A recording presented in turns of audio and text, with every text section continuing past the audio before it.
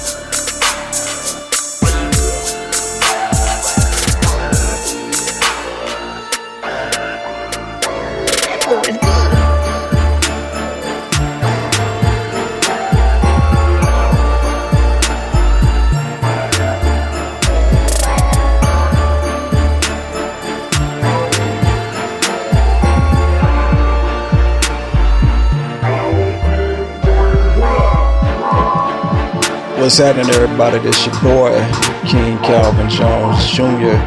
with the words of inspiration today. We're going to take a little time out to get into my topic has been about what has been happening with these gun rights and this dysfunctionality in our different communities and neighborhood. This today was 3:07 p.m. man. Hope you have enjoyed your afternoon up to this point. If you just been able to tune in with us, we're going to talk about some stuff that I think is very influential. You know, I'm an NRA Carry Guard member, so we get documentation that we can read over and study and also share it to people I believe that are inspired to become members. We want people to know the truth about what we know, you understand? And one of the things that I'm looking at right now is like some deep little stuff right here that most people don't know. They don't get the actual fundamentals in it. But there's a little topic in this certain section here that is dealing with freedom for all, and it's basically by Frank Minier, you understand, and he is touching bases on why anti-gun liberals should give the Second Amendment a second look. And so there are some little basic key parts that I believe are what blew my mind, that he discussed it, and it's something we should all look at. And there's in this one area, there's historical steps to freedom. And so I'm going to read you mostly of it, all of it. I'm going to try to. Well, I might just get to all of it, because I believe it's informative for people that want to be educated. But anyway, it says here the historical steps to freedom. If you consider yourself a liberal, a moderate, or perhaps a nonpartisan, but are turned off by Second Amendment thumping conservatives, I will show you the common ground between all of us. Sometimes even conservatives are wrong on the Second Amendment when they support it blindly based on politics, which, really, that's a true statement. Some people do need to take a second look, on it, because we base it, on, like you said, politics. And others continue to go on and say conservatives also have a habit of assuming every liberal is anti-gun when that is not true either. To get to the truth, we should recall our history.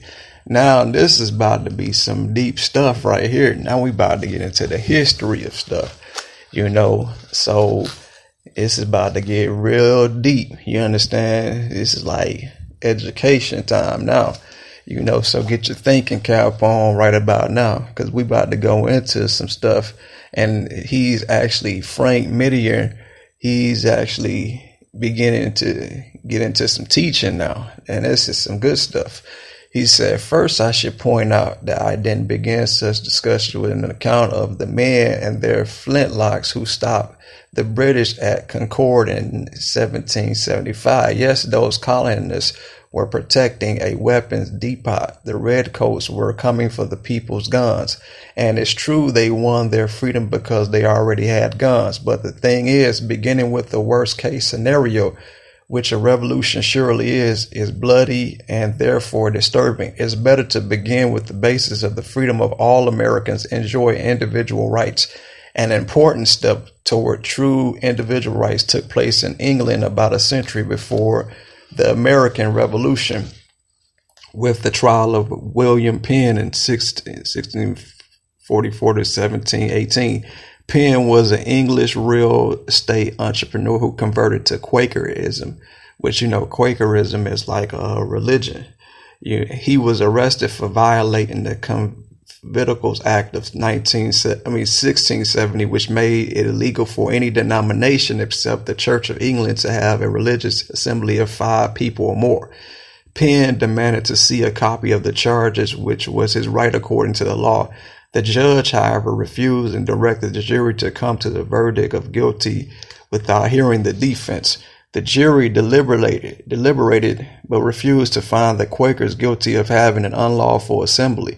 The judge lost his temper and told the jurors that they wouldn't be dismissed until they produced a guilty verdict.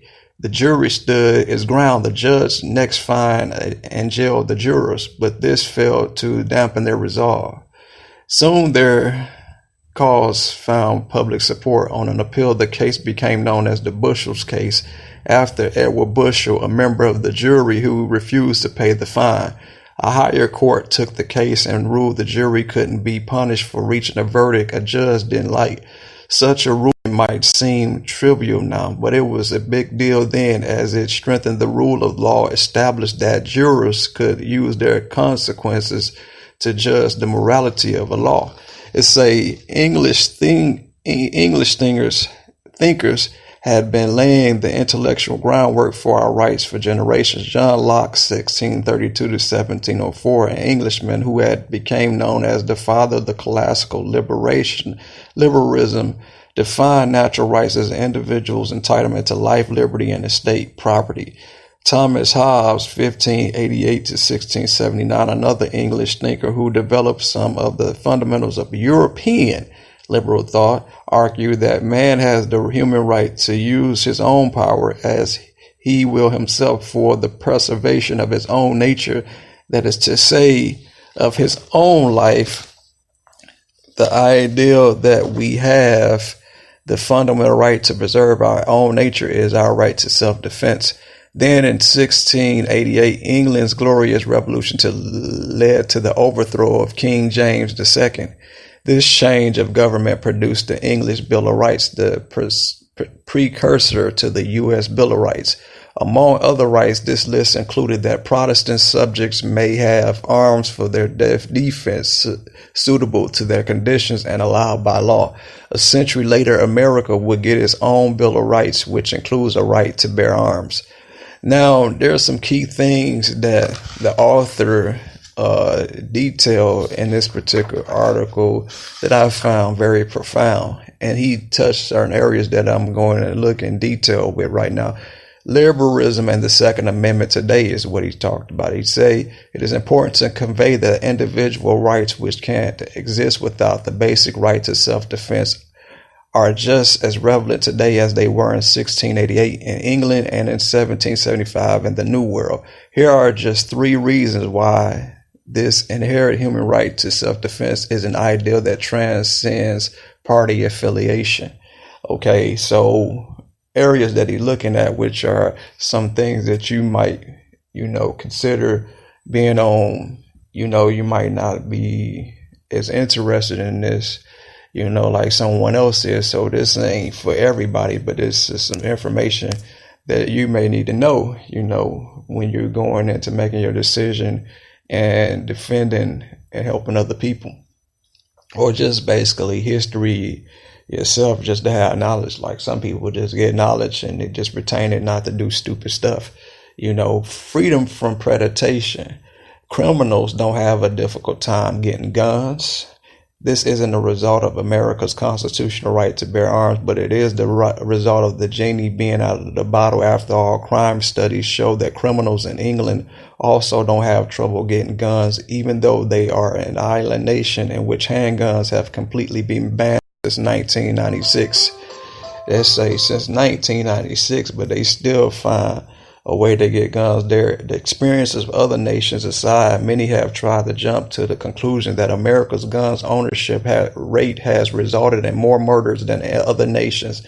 There are serious problems with that conclusion. First of all, according to the FBI Uniform Crime Reports, firearm-related homicides declined 39% from 18,253 in 1993 to 11,101 in 2011, and non-fatal firearm crimes declined 69% from 1.5 million victimizations in 1993 to 467,300 victimizations in 2011.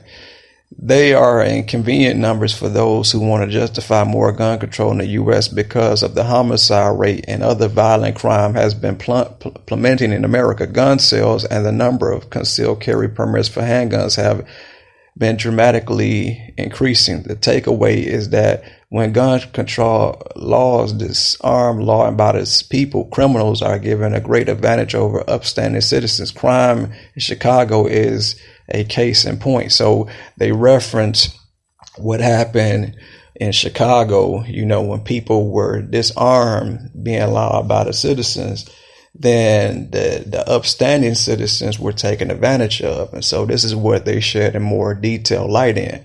And number 2 is a woman's right. Now that's about to get, just looking at that for some of these women out here, what it say could disturb some of you brothers out here.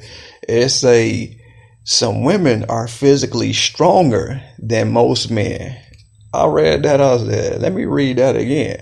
Some women are physically stronger than most men, but on average, women constitute the physically weaker sex. However, since handheld firearms became available, women have only been weaker when they are disarmed. Since the 19th century, Savage Arms and other companies have run ads showing women with concealable handguns, but injustices still occur. In 2015, New Jersey hairdresser Carol Brown was stabbed to death by an ex-boyfriend in her driveway. She was unarmed and defenseless, but not by her choice. Carol knew that this violent felon ex-boyfriend was a threat to her life. She secured a restraining order against him and installed security cameras and an alarm system at home. On April the 21st, she applied for a permit to purchase a handgun, but on June 3rd, 43 days later, she was stabbed to death. and that permit was still processing. Isn't empowering Carol's right to self